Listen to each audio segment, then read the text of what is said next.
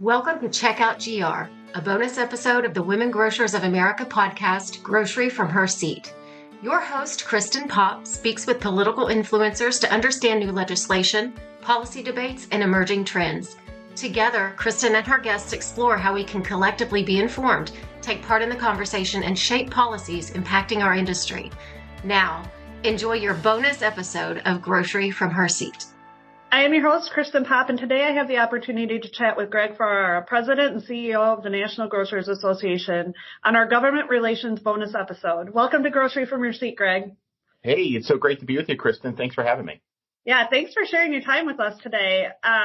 So most of us are pretty familiar with you and your role within the NGA, but can you give a brief introduction of yourself, your background, and then kind of your role as it relates to the political landscape that affects our grocery industry? Yeah, you bet. So I've actually been with NGA coming up 19 years. It's kind of hard to believe. But prior to coming to Washington, my family owned and operated supermarkets in New Orleans for almost 100 years. And I was blessed to grow up in the business and eventually was running our family store, which we lost during Hurricane Katrina at the end of 2005. And that's when I made the move up here to follow a girl that I was engaged to, and we'll celebrate our 19-year anniversary here this summer. So it's been a great journey at NGA. You know, I spent most of my time at NGA before I was selected for the CEO role doing our government affairs efforts. And so whether it was initially kind of state and local issues, and then eventually moved into the federal space and eventually led our lobbying team, and we really kind of built out the group that we have today and our political operation and everything else. And I love that. I love doing that. I love engaging with Congress and the administration, and it's just been a wonderful ride to be here at NGA and part of such a great organization that represents the heart of America in terms of businesses. I love that your background is with, running an independent operator and having that knowledge and awareness. I'm sure it helps you in your role today. And, you and your team do such great work in Washington. And obviously with everything going on right now, you guys have made a lot of movement for the independent, and much appreciated and does not go unnoticed by any means. So let's go ahead and jump right in, Greg. There's a lot going on in Washington right now. Obviously, I think top of mind, I think there's actually a lot of things top of mind, but I think the big one right now in the news, and I don't know where we go with this conversation because I don't know if we know what's going to happen, but tariffs, right? What do we need to know? What are you guys seeing in Washington? What do we need to know, and how will it impact our stores and our consumers? So it is changing not by the day, but sometimes by the hour. We have all, I think, become accustomed to the president likes to do public events in the Oval Office around 5:30 in the evening. And that typically are newsworthy events where he announces something that's going to happen. But look, it's a moving target. I think everyone in the world was shocked on quote unquote Liberation Day when, the blanket worldwide tariffs were put into place. And we saw what happened in the markets and really how that's reacted. We've seen the 90-day pause, which we are in the middle of right now. And so while there are some tariffs that are still out there, for example, kind of across the board 10% in a lot of areas, and particularly around products that come out of Canada or Mexico and are covered under the USMCA, the old NAFTA agreement. But that's fairly, minimal given what it could be. I think the unknown for a lot of folks is really what's going to happen with China. And we think about the grocery industry, maybe the initial reaction is, well, it's China. We're not, getting our tomatoes from China or a lot of food products really from China. But if you look at the equipment side and tech, and there's a lot that does come out of China or components of, they're impacted by what's happening there. And then from just a local economy perspective, we export a decent amount of agriculture products to China. And so those communities that are dependent upon that, could feel an impact, although the Department of Agriculture has said that they're going to, work to protect farmers. So what we're doing right now is we are staying very close to the administration and very close to Congress. We are staying flexible, which is something that independent grocers are good at doing anyhow. But I think that's incredibly important, is that, we're not going out there burning bridges and blowing things up. We're going to stay flexible, going to stay close, and we're going to continue to communicate with the administration because they need to know, what we're hearing and what we're feeling from our members, and how what the president is putting into effect is having an impact on local economies. Yeah, I think you make great points in there. It's not necessarily changing by the day or the week, but sometimes the hour. And us on the retailer side and in the industry are just trying to stay abreast of where the target's moving at any given point in time. Is there anything that you guys are recommending that you recommend we're doing right now? One, grocers, you're the closest touch to the consumer. And so, you need to be really communicating to your customers in a way that they understand what's going on. And we've helped do that. We've created signage that retailers can use or modify on their own, whether it's under NGA's brand. Sometimes that's helpful for people. It's a third party, or they can put it under their own retailer brand.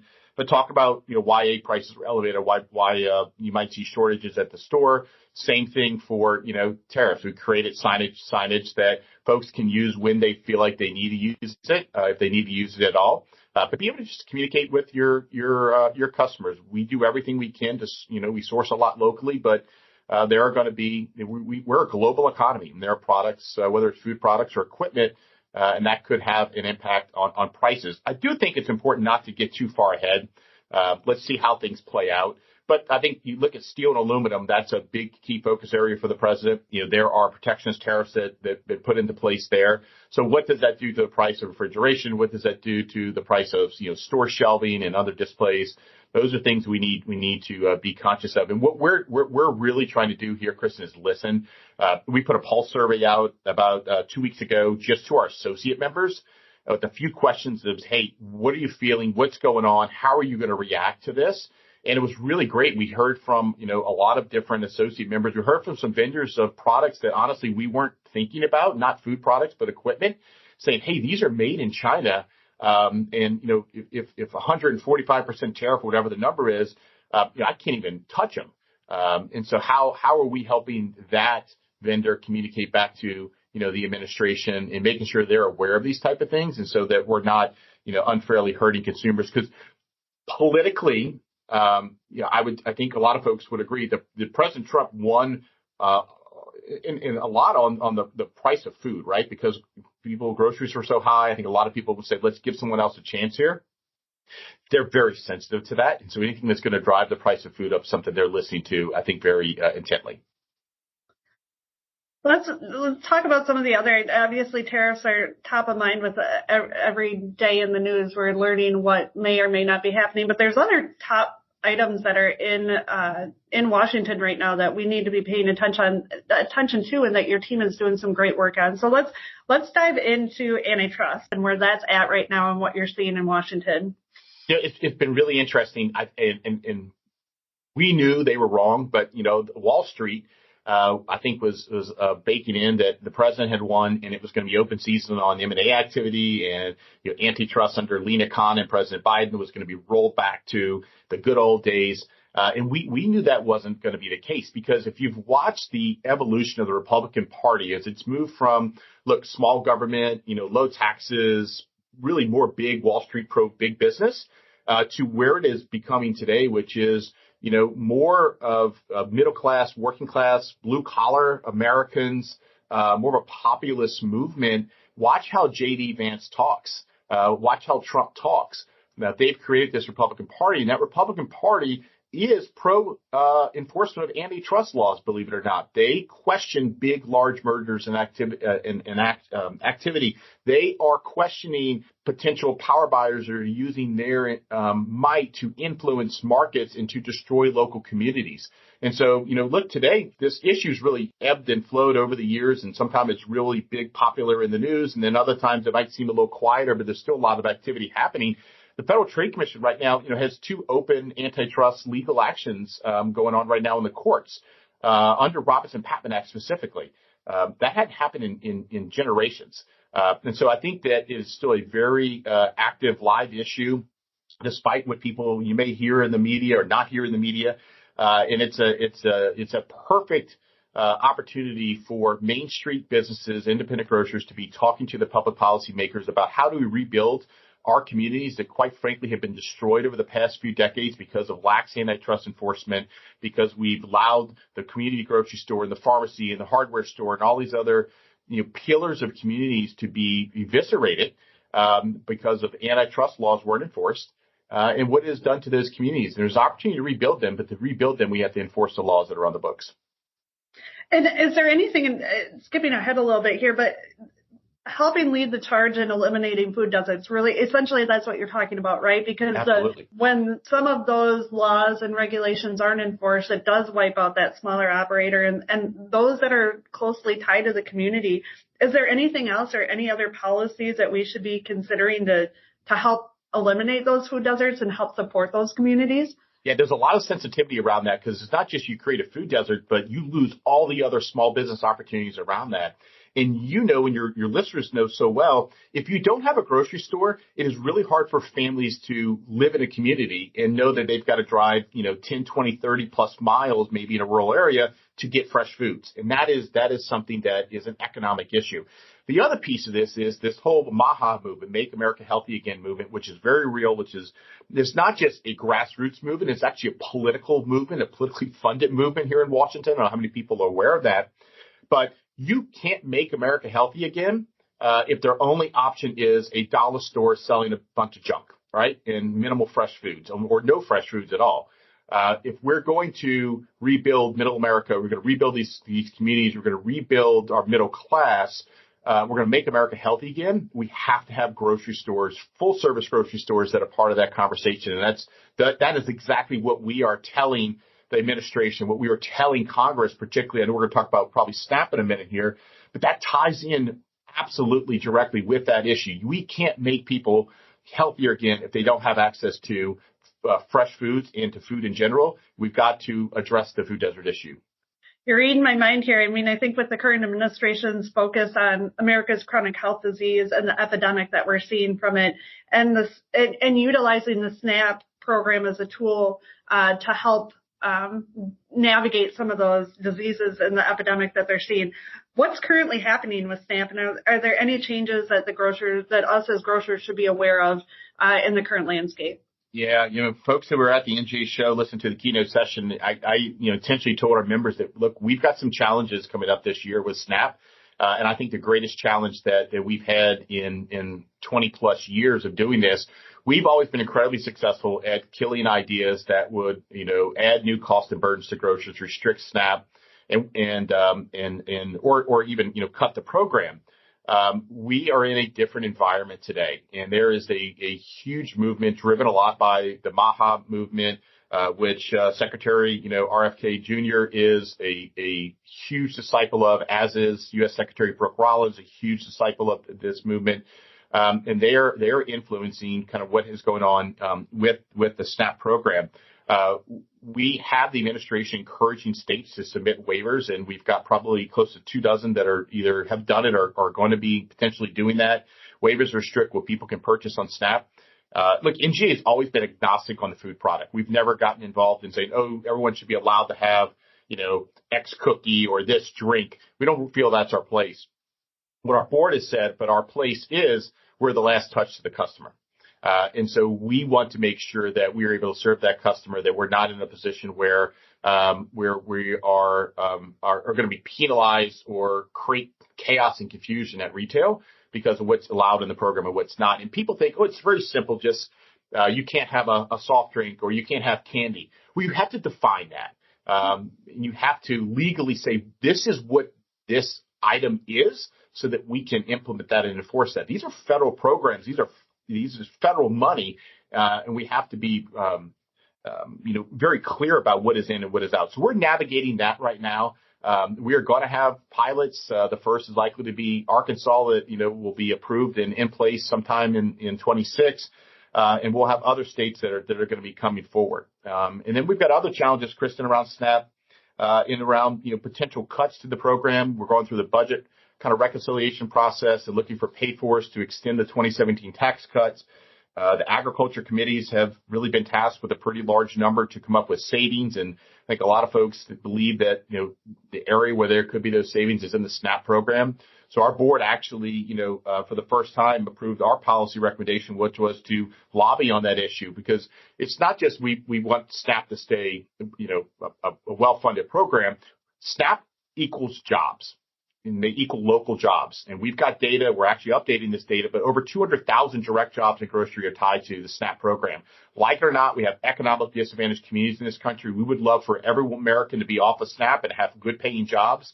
But that's not the case that we have right now. So if we're going to keep grocery stores in these communities, or we're going to have an economy that has a chance of coming back in these communities, SNAP is a really, really important part of being able to do that. There's so much good information that you share with us in that conversation around SNAP. And one thing that without clear definition from a retailer standpoint and then down to the end user, the consumer, right, that without that, it does create significant challenges through the checkout process. And then you from operating a front end, you put individuals that are, younger or not as aware and creating very sometimes tense situations at the register. So something I support is just clear definition, and don't make us pick and choose, right? What somebody can and can't have. Don't expose you guys to liability. What I will say is NGA has a seat at the table. We have been over to the USDA and the White House more times than I can count. We are meeting at the highest levels of the Department of Agriculture, which oversees the program. We are being listened to. Our recommendations are actually being implemented in a lot of areas, and we're really proud that is happening. But we know waivers are going to come. That is not a ship that we or anyone really can stop. And so our goal is, how do we shape those in a way that they have minimal disruption on grocers, that they're as narrow as that they can be, and that we also minimize, Kristen, the potential economic fallout from it. So think about if, Arkansas is going to likely have a waiver, but Tennessee doesn't. Well, those stores that operate in the eastern part of the state that are close to the border with Tennessee could see economic leakage because people who are on SNAP may say, hey, it's I can buy the products I want in the state next door. It's a 20-minute drive. I'm going to do that, and I get news for you. They're going to buy everything there and just bring it back home. So those are things that we want to make sure policymakers are understanding, that they're going to study, that they're aware of, and they try to minimize the impact to the independent grocery industry.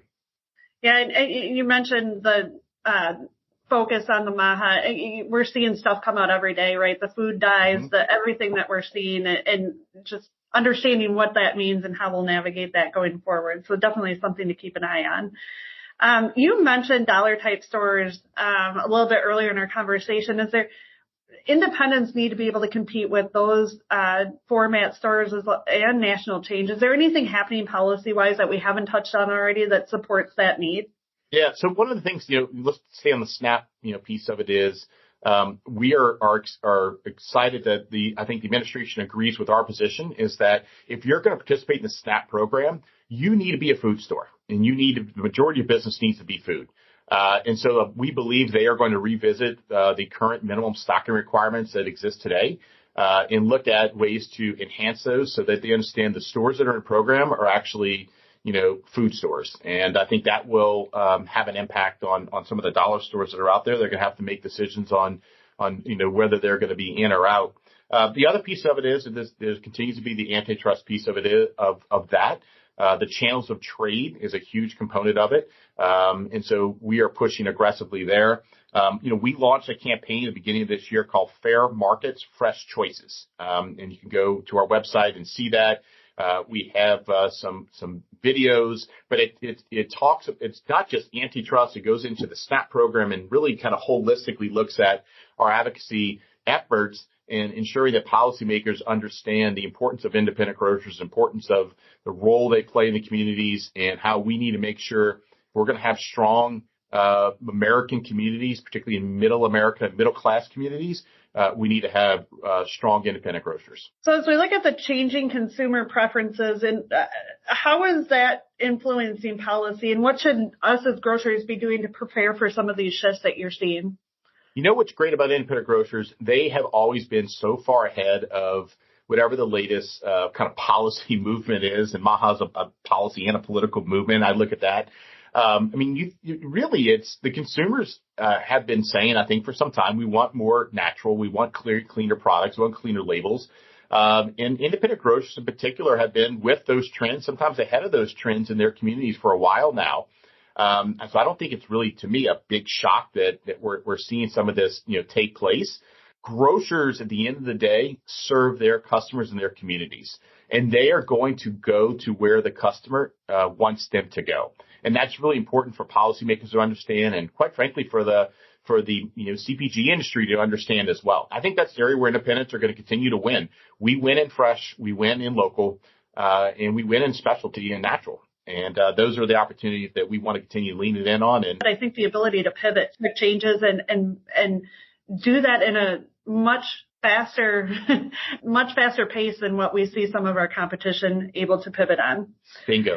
You mentioned several wins that the NGA team has had, and I know just before jumping on this call, we talked about you and Stephanie being able to be at the USDA offices on a regular basis. Good, bad, or indifferent, it still is impactful. It makes a difference to the industry. But are there any other major wins that you guys have had or seen that we haven't touched on? Yeah, look, we fought incredibly hard. And we're excited to see a delay in the FDA traceability enforcement implementation. There's still an enormous amount of work that needs to be done there, but giving some breathing room to the industry to try to figure out how to get this right, not spend money unnecessarily on things that may not work, I think was a great win. And so we're excited and appreciative of the Trump administration for listening to us and the industry and doing that. We've had success in having the EPA pull back or effectively, kill a regulation that would dramatically increase the cost of refrigerants for grocers, particularly because the supply is not there to meet that regulatory demand. And we have a Congressional Review Act that NGA is leading here in Washington with other partners to pull back the management rule of that EPA refrigerant. And the reason NGA is leading this is we have one of our members in a rural part of Florida talk to his member of Congress about this. His member of Congress said, I'll introduce the Congressional Review Act bill for you. And because I know the impact this is going to have on, our local food economy. And so they're doing that. We've also, I mentioned the antitrust work. Seeing that the Robbins-Patman Act enforced for the first time in generations is really good. And I think companies are paying attention and are now educating their sales teams and others about how to make sure they're complying with the law. And we're glad to see that kind of, moving forward. And then, we're very engaged on the tax piece. A lot of noise around the tax extenders and whatnot. But at the end of the day, a lot of our members are pass-through companies. We've got a lot of family-owned businesses. And we want to make sure that those provisions that will expire at the end of this year are going to be extended or made permanent to make sure our businesses can continue to fairly compete and have the ability to serve their communities for many years to come. Well, again, your team does such a great job. With under your leadership of knowing where you need to be and then getting that seat so that your voices can be heard. And again, I can't underappreciate the work that you guys are doing up there and in Washington for us. So we haven't touched on the traceability rule, and I know we're all excited that this got pushed back, but what does that look like? What should we be still doing and aware of and considering, even though there is a delay in the execution of it? Yeah, it's not going to go away, but we believe the administration will be more open to ideas that can make it more workable and more flexible, right? We want to make sure that industry is not spending an enormous amount of money for very little return or consumer protections. And so those are the conversations that we're having. And these are not just NGA conversations. These are really food supply chain conversations and with other partners that are part of that as well.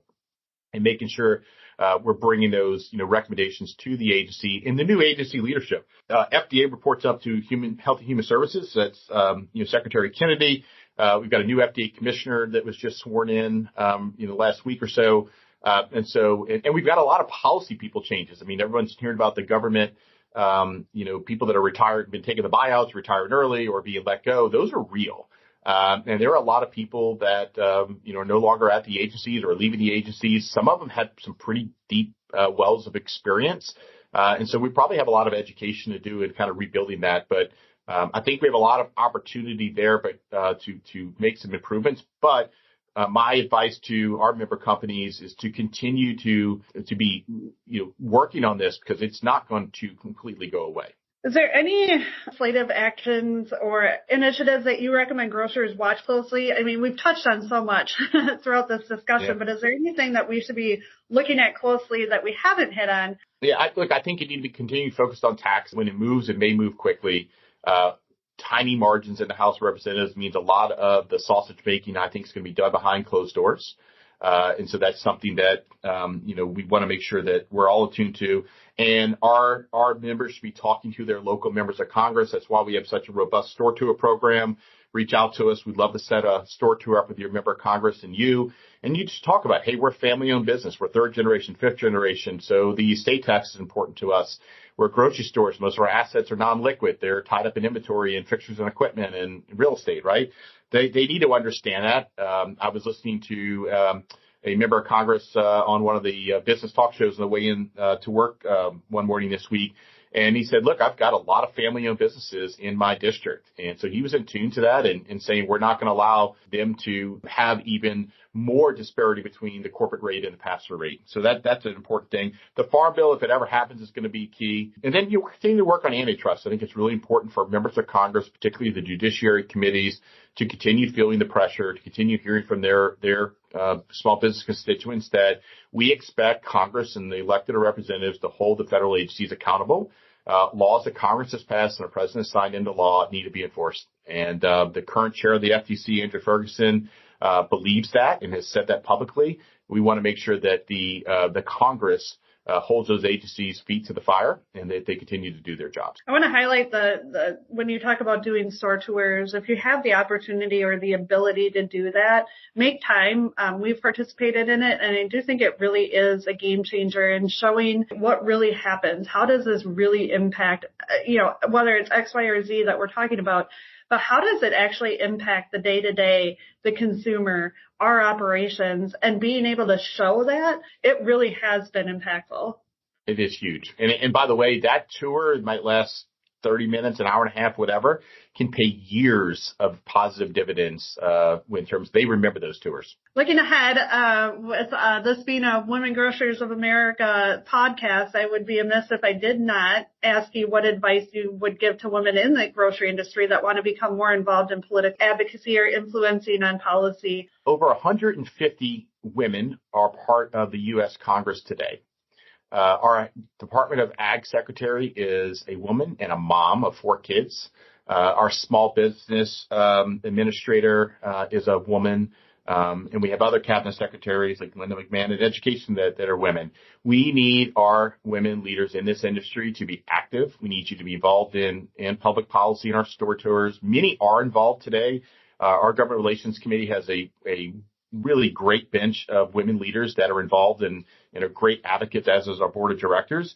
But we need, when we have our fly-in coming up here in about a month away, a little less than a month away here in Washington, May 20th through the 21st, we have a number of women that will be part of that. But the more women that come to Washington and are a voice, you can have sometimes a greater influence because you'll stand out and you can connect better to those members of Congress or administrative officials who are female leaders. I mean, I think if I look at some of the senior leaders at USDA under the secretary, they're female leaders.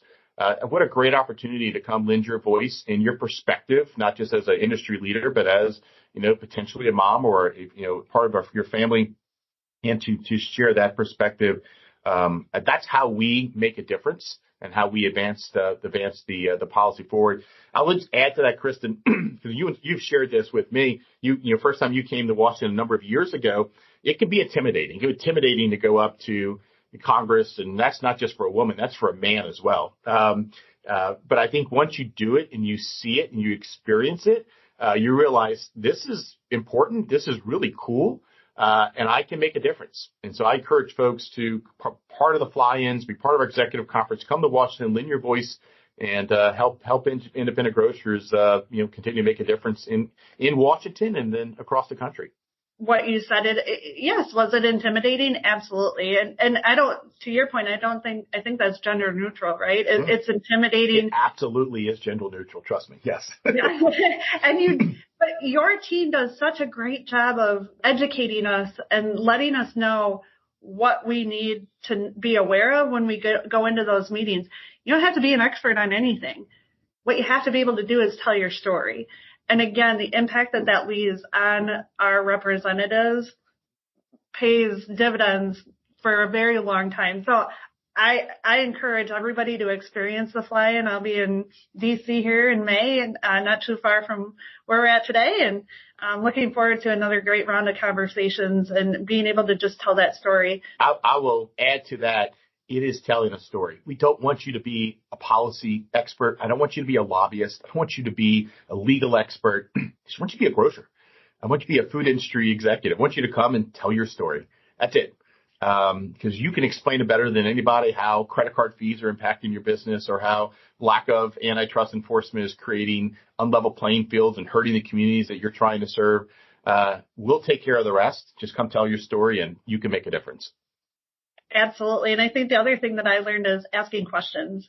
And I learned a lot from just observing.